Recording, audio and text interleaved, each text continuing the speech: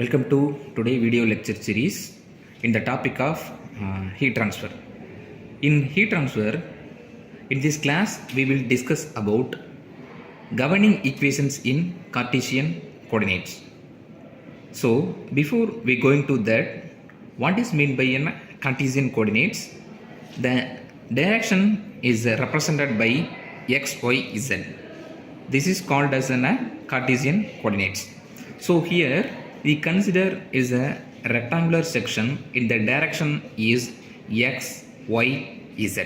So in a rectangular coordinate system, the temperature of a particular position within the medium is given by the direction is x, y, z with respect to the time t. So in this governing equation, the small element, the direction will be represented in dx in x direction and dy in y direction and dz in z direction. So here it is an amount of heat entering into the element in xy direction is represented by qx, qy and qz.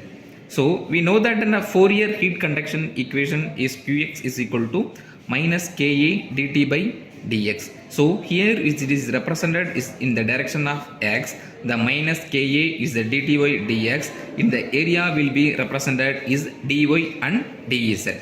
So similar for the direction is qy direction and qz direction.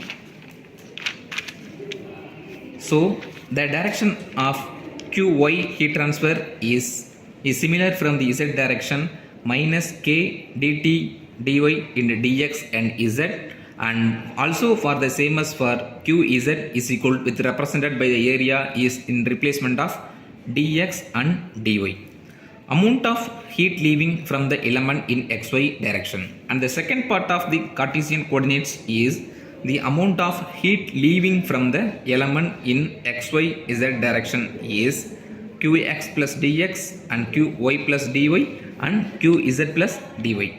And we know that the Taylor expansion series is qx plus dx is we adding from that equation qx plus and dx is the represented the term of dou pi by dou x into dx, and qy for is dou pi y by dy into dy, and qz plus dz is equal to qz plus dou pi z by dou z into ds. So the amount of heat generated within the element is equal to q dot into the area is of the volume is dx, dy and dz. So where is the q dot is equal to rate of heat generated per unit volume.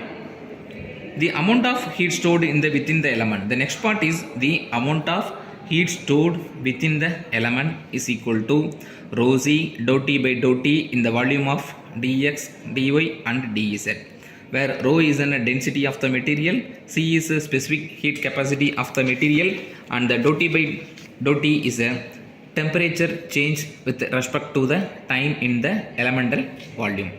So the energy balance for the small elemental volume is given by is equal to, we are adding the previous two and the final one is heat energy conducted in the element plus heat energy generated in the element is equal to heat energy conducted out of the element plus heat energy stored in the element.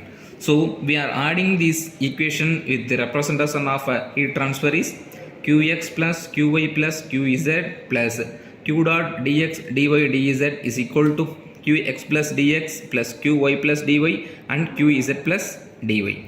In the term of rho c dou t by dou t in dx dy dz. So here is considered is an q dot is equal to heat stored in the element is equal to dou pi by x by qx and dou pi y by dou y and dou pi z plus dou z plus rho c dou t by dou t. So here we substituting the equation is qx, we did wrote this in the previous equation is minus k dou t by dou x and dou t by dou y in the direction of z is dou t by dou z. So assuming this k is in a constant, we represented that k into dou squared t by dx squared plus dou squared t by dou y squared plus dou squared t by dou z squared plus q dot is equal to rho c dou t by dou t.